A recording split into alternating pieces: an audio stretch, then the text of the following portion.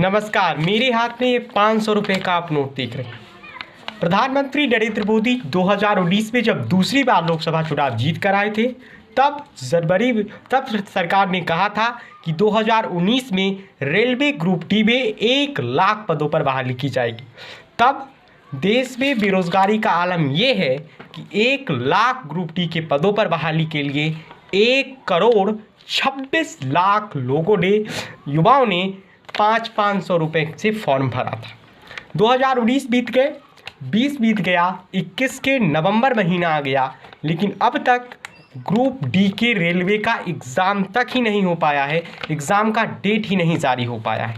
प्रधानमंत्री नरेंद्र मोदी हर मंच से कहते हैं कि उनकी सरकारों में सरकारी नौकरी की जो बहाली होती है उनमें प्रक्रिया में पारदर्शिता लाई गई है।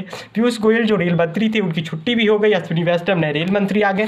मुझे ताज्जुब होता है कि पीयूष गोयल एक नेता हैं, एक राजनेता हैं, इसलिए अगर उनके कामों में लीट लतीफ़ी होती है तो अक्सर लोग उसे नेता की तरह कहते हैं कि नेता काम में करने में लेट लतीफ़ी लेते। लेकिन अश्विनी वैष्णव जो एक IAS रहे हैं, उड़ीसा के कुछ शहरों में DM रहे हैं, बड़े बड़े पदों पर रहे हैं, वे बनाए गए हैं, उनके बने हुए 4 महीने हो रहे हैं, लेकिन फिर भी उस एग्ज़ाम्स के, रेलवे के ग्रुप डी के एग्ज़ाम्स का अब तक कोई अता पता ही नहीं।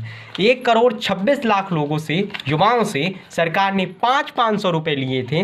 लोगों ने तैयारियां भी की थी, खर्चे भी किए थे, लेकिन क्या रेलवे के ग्रुप डी का एग्ज़ाम हो क्यों नहीं रहा?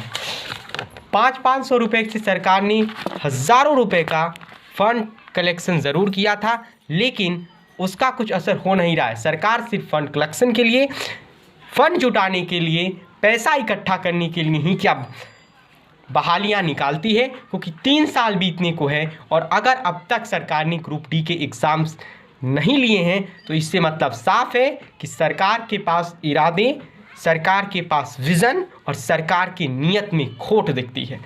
सरकार के ही मंत्री शीत मानसून सत्र में कहते हैं कि सरकार के पास केंद्र सरकार की नौकरियों में 8,72,000 से ज़्यादा पद खाली हैं।